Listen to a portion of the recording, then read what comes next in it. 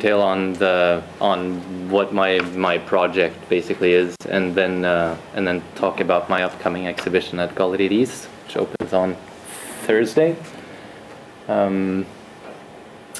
As for those of you who have read the little notice about my work, I have a project that I'm working on called Regarding the Middle Class, which obviously is kind of a speculative title.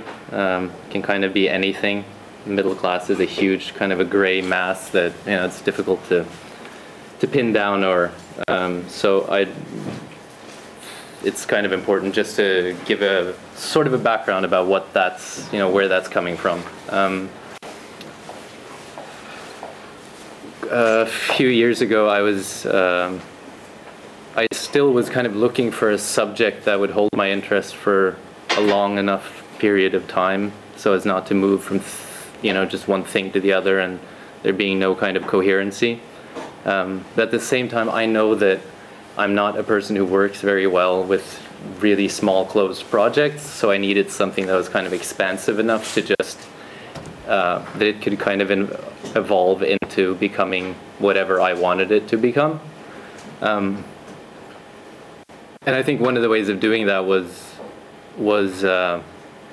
looking at the work that I was making at the time, and then I started to notice that, you know, it's really about the work that the work is really about how a lot of how I've grown up, what kind of a system I've grown up in.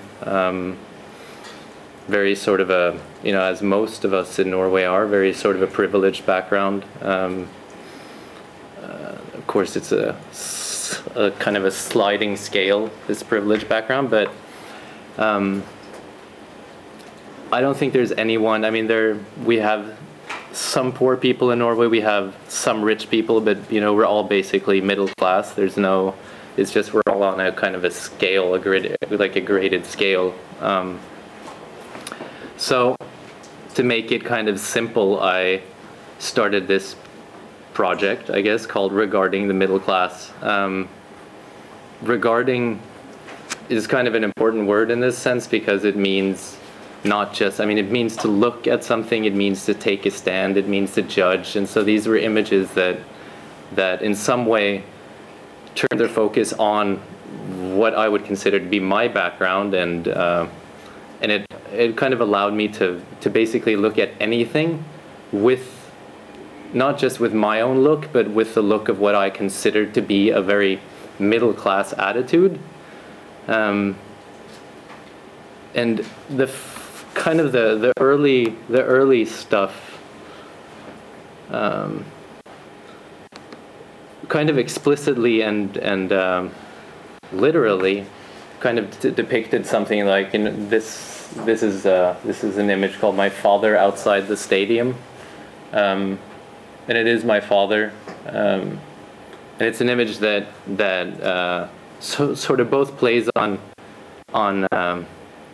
you know, I mean, he looks like the typical gray kind of sort of uptight bureaucrat or something like that, but at the same time he's standing outside the stadium. There's something about this title, about the fact that he is in fact outside the stadium. He's away from the crowd and away from the cheers kind of thing. He's just kind of living his life and doing his job and doing it well.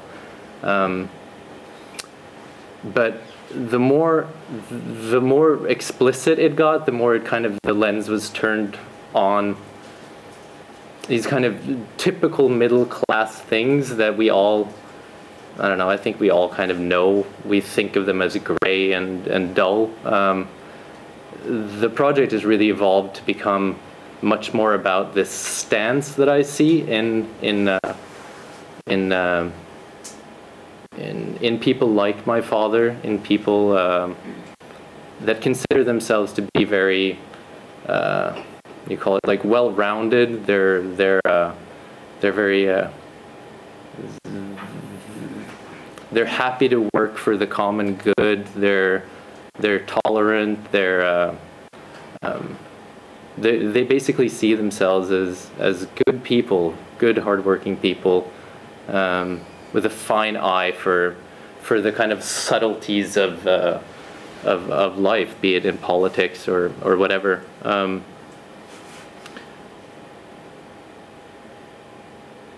Sorry.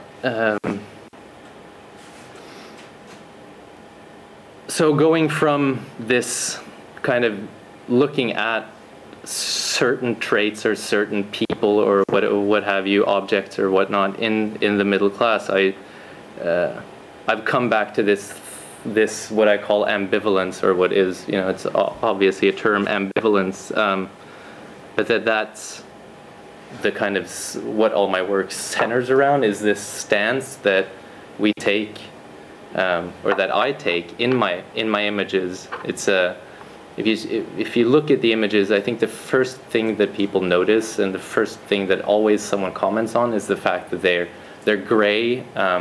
There's not a lot of stark contrast in them. Not a whole lot of color. And that's obviously a very important part of the work. It's the first thing that most people notice, and it has kind of two ways of looking at that. One is that you could say if you have a really small kind of narrow scale, then a bunch of gray tones within that can be really rich. It can be, but it can also in fact like let really subtle and beautiful tones shine through. So it's this grayness is really kind of ambiguous. It's either or. You have either or.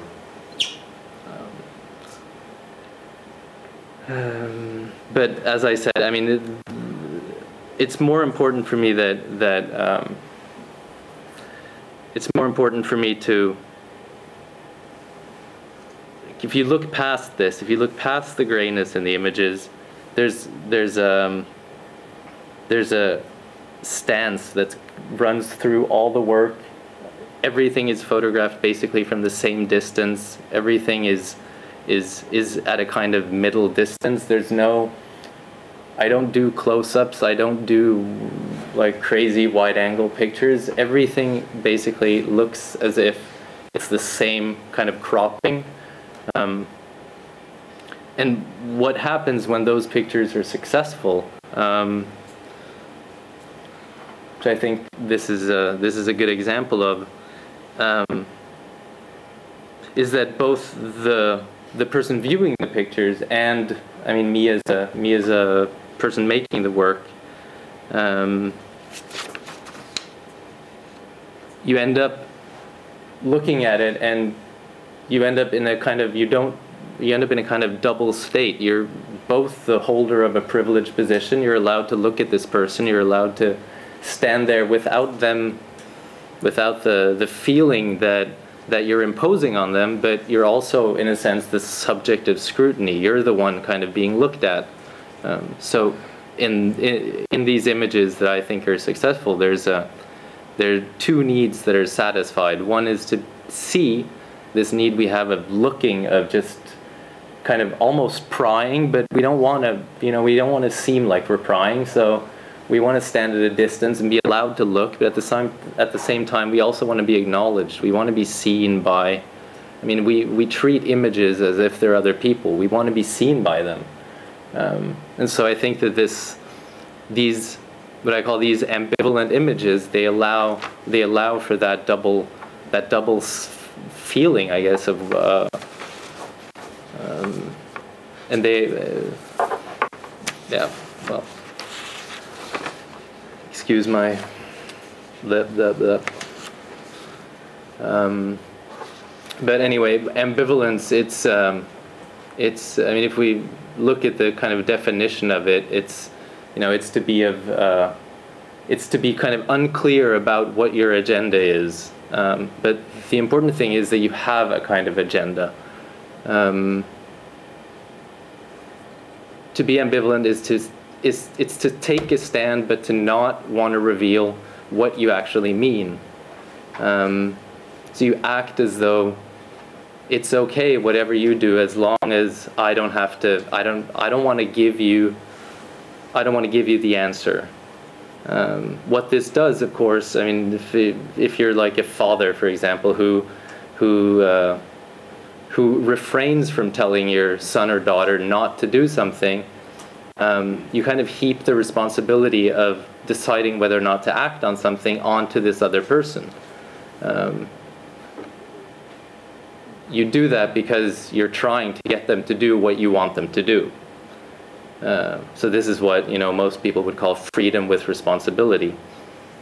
But the thing that I see about ambivalence, and which I think is really kind of wonderful about it, is that they enable something. They enable something in a viewer. They kind of give a generosity, or they're generous in relation to the viewer. Like in psychology, there's this term called beneficial uncertainty, which basically means that you give a person enough of a sense of security, but also enough of a sense of uncertainty that it actually helps them to make decisions based on their own wants and desires and whatnot. I feel like I'm trying to actually do that in my work, to create this kind of a beneficial uncertainty where people have to, in fact, decide for themselves what this work, what it does for them, what kind of experience it enables for them.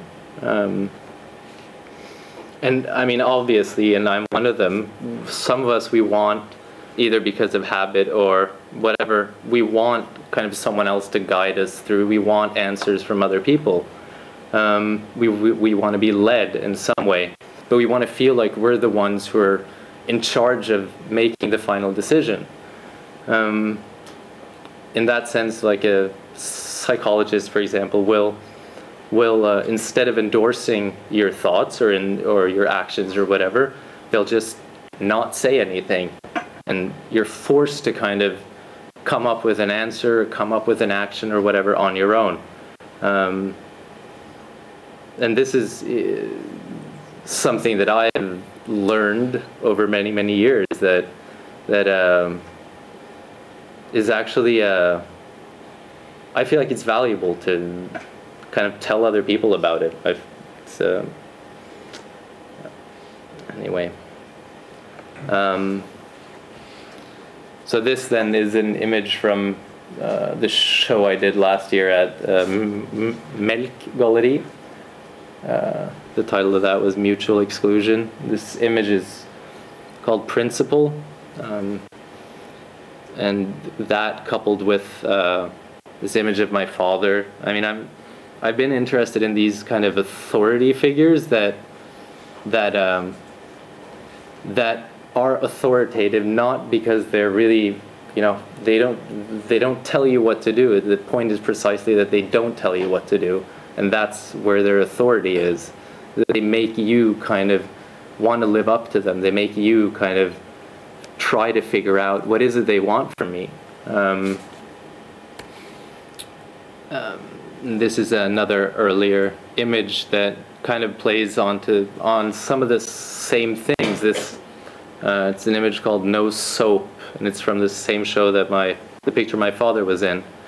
The title of that was Concessions, and this image as well. No soap is a term in English that basically means no go, that it's not going to happen. And this idea of having these two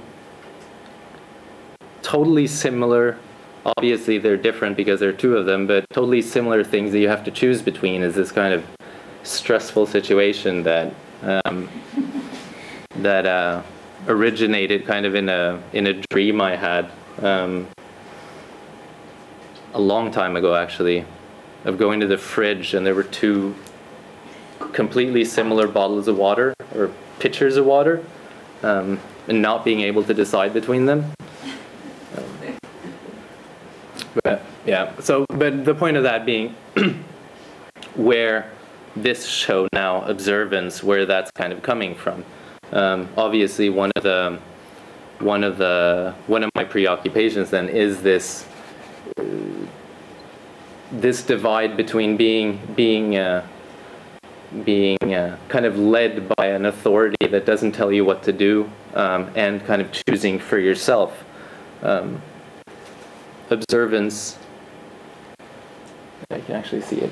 Observance is another one of those words, and most of either my shows or my projects or even the titles within the pictures themselves, they tend to have really almost like bureaucratic or names that sound like it's just rhetoric out of I don't know, out of some kind of party line program, like concessions or kind of the gravity of something like mutual exclusion. But observance is kind of similar to this regarding, as I talked about earlier.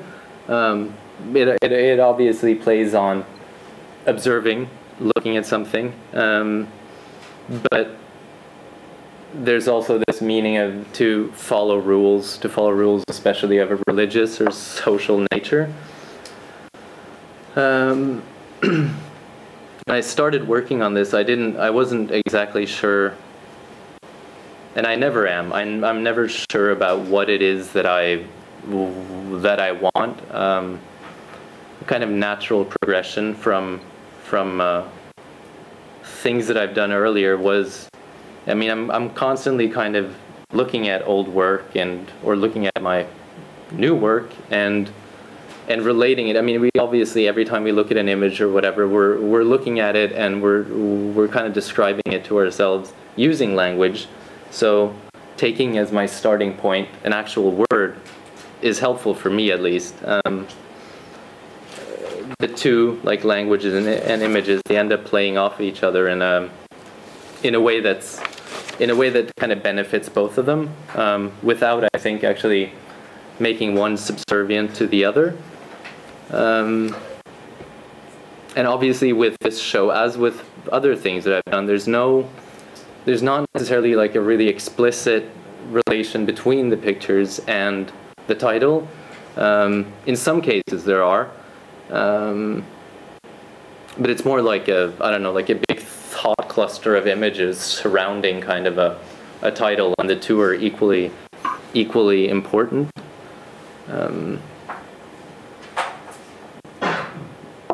If anyone has questions along the way, please just help them out, and I'll try to make it clear what I'm attempting to explain here. But to work in this way obviously says something about, I mean, if, you know, you can kind of make any picture relate to any word if you try hard enough. And that sort of says something about how malleable images are, how they can kind of be formatted to correspond to a given meaning. But I think that the opposite is true as well, and that's when it really kind of starts to get interesting for me, is when all your attempts to relate an image to a word or to a kind of meaning falter. When there's something like in the images, and it can just be a small part in one image that doesn't, that resists being kind of put in the service of a text. Because that's the, I think, I don't know, I mean, sometimes, you know, just to make it really kind of simple, like, why are you at all making representations of the world? Why are we making pictures of the world? There has to be some reason other than that. You just make a picture because you want to make a picture. You make a picture because you want somehow to get an experience that you can't get from any other place. That, to me, would be the reason for making anything at all. That, or else you can do something else. So anyway, back to this show. My first thought was actually to call the show Blind Observance. Seeing in that kind of both the idea of blindly following rules, but also following rules, how we follow rules in our daily life without really thinking about it. All the routes we take to and from places, all the ways in which we, especially in relation to images, is how we're affected by them without really knowing why or whatever.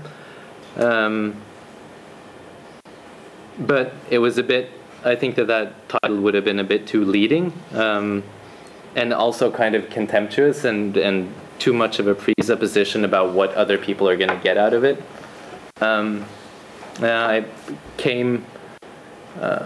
I'd flipped through a book I read a bunch of years ago, which is it was a biography about Godard, the filmmaker, and in it, the writer talked about his father again, he was an optometrist, an eye doctor, and he tried to devise a way or find a way to perform an eye examination on himself, which I thought was just a wonderful anecdote.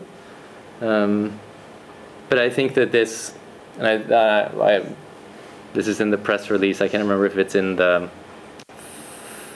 little press release for here, but it turned into looking at these two meanings of observance and seeing them in relation to each other, so that what we're doing when we're looking at images is observing our own observances, to observe how it is that we look at the world and how it is that we move through the world. What kind of rules do we abide by without really being aware of it?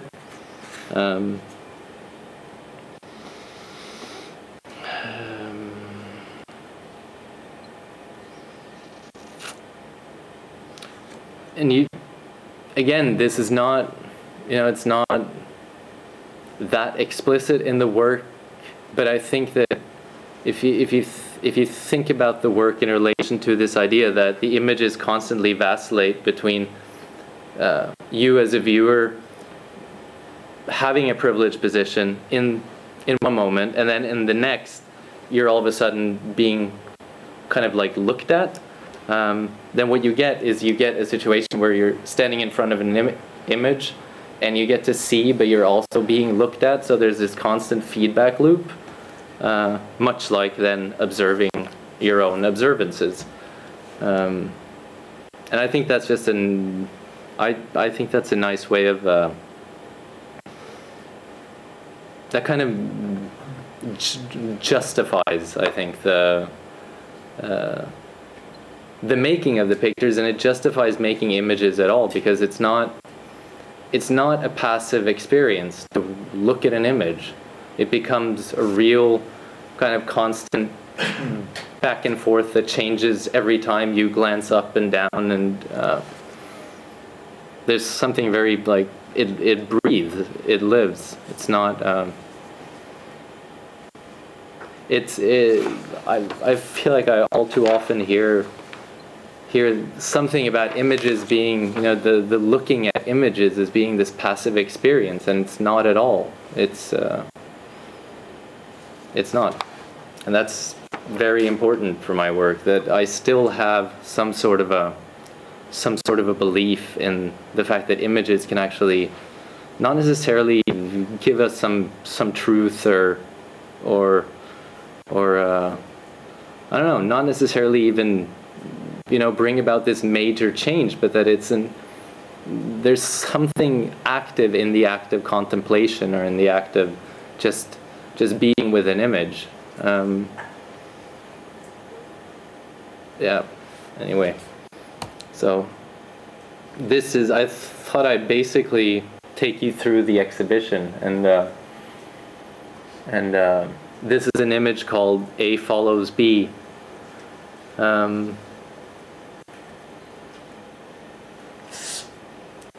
I don't know, it's a very obvious image in some ways, but just the title of it, which of course is one of those like a logical proposition, if A, then B has to be so and so. In this picture, the fact is that if we read it from left to right, A doesn't come before B, it follows B. But I think that we almost read it as if it's the other way around, at least I do. I know that the A is after the B, but still I can't quite wrap my mind around it. And it just stops me It kind of opens up a weird sort of impossible space between these two halves or walls or whatever, that somehow also it kind of makes the transition from B to A or A to B all of a sudden more than just a simple transition that, you know, we kind of take for granted. That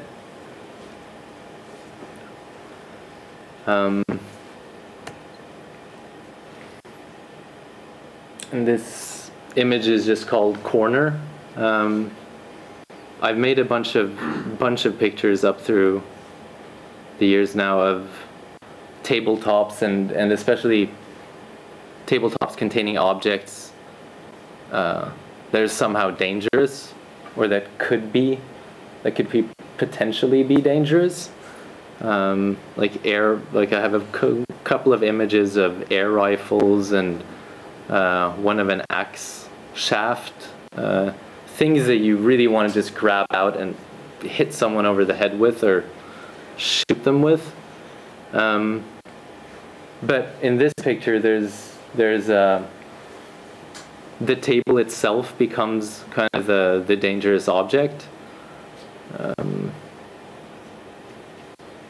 Something very potent, I guess, about this kind of and this is the thing that always surprises me, or it doesn't always, because you can't see it in all photographs, but in certain photographs there's a certain, something's happened. You've used kind of the right lens and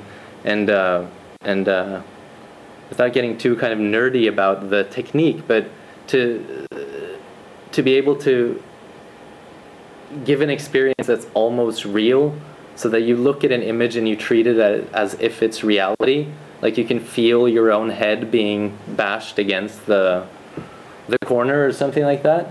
Something very unsettling about images at all, that they're able to do that. I mean, we know, like, you know, this I don't know what he would be called in English, because he was, what, Italian or something, but Streken, this Norwegian or Italian cartoon, which is just a line drawing of a guy walking around town on a line. It's just, everything was on a line, and he was talking and talking and screaming and falling into holes and looking into holes, and we relate to images as if they're real. Or at least these images that are, I mean, that's one of the things that happens in images that are not so contrasty and aren't so, we kind of treat them as if they're reality, when in fact they're just, you know, flat pieces of paper. Yeah.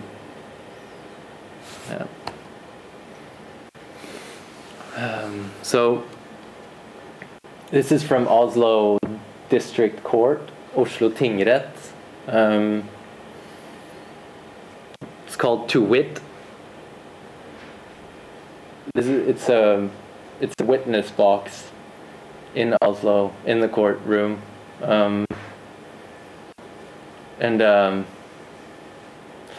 I haven't said anything about the size of these, because this is a meter and 70 centimeters tall, so they're pretty intense. Everything is either just right below life size or just right above. And it's one of those, I mean, obviously, you know, these courts of law are places that kind of speak about our observance to rules and whatnot. There's something, I was kind of amazed when I came in there, and there were about 30 or 40 Kleenex boxes all around the room, so that this was obviously a place where people just cried and cried and cried. And for some reason that I can't remember at this point, I had brought with me toilet paper. And I think that kind of mix of this intensely personal experience of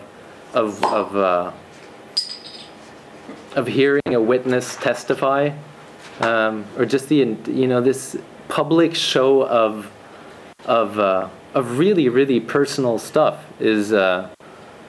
I've never experienced it, luckily, but it has to be a fucking awful experience.